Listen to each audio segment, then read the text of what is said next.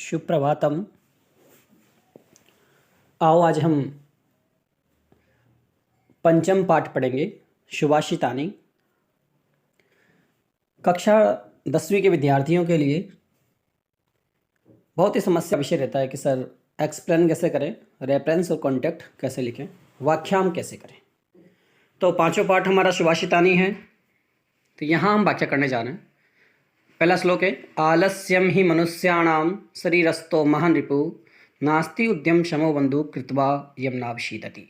तो हम पहले श्लोक के आगे के दो अक्षर लिख लेंगे, डैश डैश लगाएंगे और लास्ट की पंक्ति के लास्ट के दो अक्षर लिख देंगे यमनाभिशीदति, ताकि जिससे परीक्षक को पता चले कि ये इस श्लोक की व्याख्या करना चाह रहे हैं, संदर्भ और प्रसंग लिखना चाह रहे हैं। सबसे पहला काम हमें यही करना है, कोई भी श्लोक आए जिसकी हम संस्कृत में व्याख्या कर रहे हैं या हिंदी में व्याख्या कर रहे हैं, नाटक की कर रहे हैं या फिर कोई गद्यांश की कर रहे हैं, तो हम पहले आगे दो अक्षर लिखेंगे, उसके डैश लगाएंगे और लास्ट के कुछ अक्षर लिखेंगे। प्रसंग देखिए, जैसे हमें प्रसंग लिखना है, संस्कृत में एक्सप्लेन करना है, आता ना, श्लोक संस्कृत को संस्कृत भाषा में अनुवादम कुरुत, तो वहाँ लिखा हुआ जाएगा। हिंदी में करना तो भी संस्कृत में आपको श्लोक मिलता है, उसका हिंदी में अनुवाद हो जाएगा।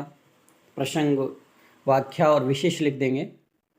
हमें पूरे में से पूरे नंबर लाने के लिए प्रसंग, व्याख्या और विशेष तीनों पॉइंट पर हम अवधान देंगे, तीनों पॉइंटों पर ध्यान देते हुए लिखेंगे।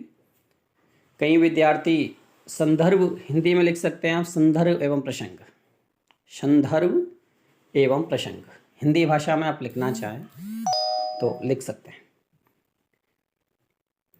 तो लिखेंगे प्रस्तुत पद्यांश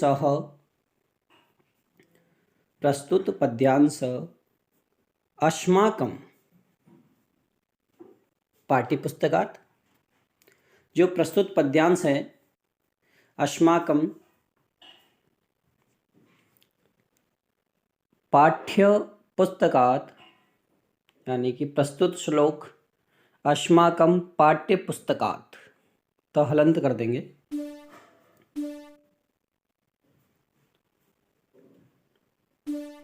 पुस्तकात्। अब पाठ्यपुस्तक का नाम क्या है? शेमुषी है, रुचिरा है, जो भी पुस्तक का नाम है वो हम लिख देंगे शेमुषी। शेमुषी से तात्पर्य है अच्छी बुद्धि, शेमुषी यानी अच्छी बुद्धि। तो प्रस्तुत पद्यांश अस्माकं पाठ्यपुस्तकात् शेमुषी, इसे हम इन्वर्टेड कोमा में बंद कर देंगे, नीचे अंडरलाइन कर देंगे ताकि हाईलाइट हो जाए, अच्छे से दिख जाए भाई ये यहाँ से ली गई है। तो लिखेंगे प्रसंग प्रस्तुत पद्यांश अस्माकं पाठ्यपुस्तकात् शेमुषी इति सुभाषितानि इति पाठात्। पाठ का नाम क्या है? सुभाषितानि इति पाठात् उद्धृतो अस्ति। हम लिखेंगे प्रस्तुत पद्यांश अस्माकं पाठ्यपुस्तकात् शेमुषी, ओके, सुभाषितानि इति पाठात् उद्धृतो अस्ति। जो ये श्लोक है वो शेमुषी कक्षा 10वीं की पुस्तक है, उसके सुभाषितानि जो पांचों पाठ है उससे लिया गया है, उद्धृत किया गया है। ये प्रसंग है। अब प्रसंग में थोड़ा सा ऐड करेंगे कि ये श्लोक हमें क्या कहना चाह रहा है। ऑल ओवर के लिए तो जैसे सभी श्लोकों के लिए कॉमन जो पंक्तियां है वो तो ये दो पंक्तियों से काम चल जाएगा, बाकी हम पर्टिकुलर करेंगे तो थोड़ा सा बताएंगे। अस्मिन् पद्यांशे, इस पद्यांश में, इस श्लोक में मनुष्याणाम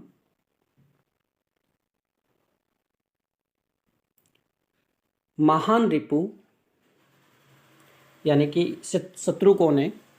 इस पद्यांश में मनुष्याणाम महान रिपु, महान जो शत्रु है वो है आलस्य।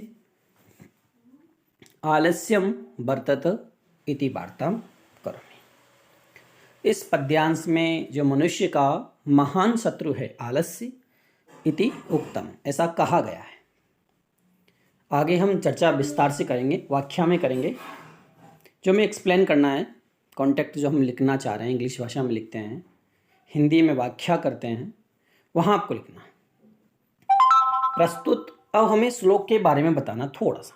प्रस्तुत पद्यांश, प्रस्तुत श्लोक में पद्यांश में उक्तम, प्रस्तुत पद्यांश से उक्तम कहा गया है। मनुष्यस्य या मनुष्य शरीर में आलस्य महान रिपु, प्रस्तुत पद्यांश उक्तम मनुष्य शरीर आलस्यम महान रिपु वर्तत, तथा च वैसे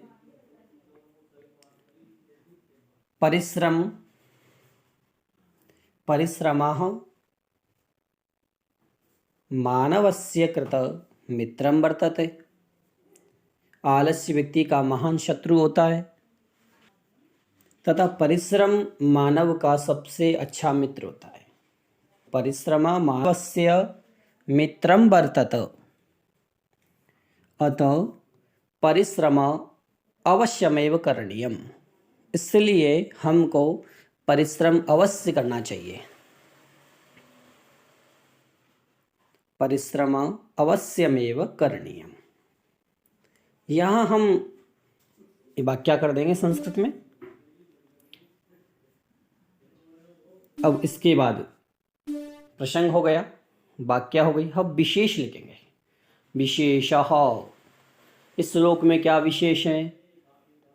हमें पूरे नंबर लेने के लिए तीनों पॉइंट डालेंगे हम, प्रसंग, व्याख्या, विशेषः।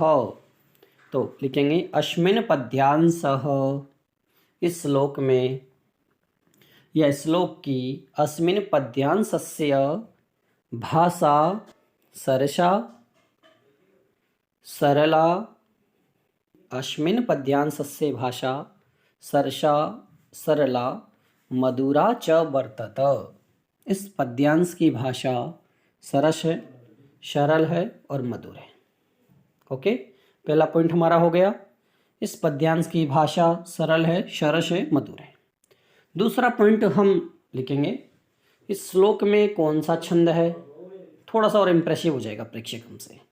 तो अस्मिन् पद्यांश अनुष्टुप् छंदा वर्तत, अस्मिन् पद्यांशः अनुष्टुप् छंदः वर्तत, इस श्लोक में अनुष्टुप् छंद है। अनुष्टुप की विशेषता है जहाँ पर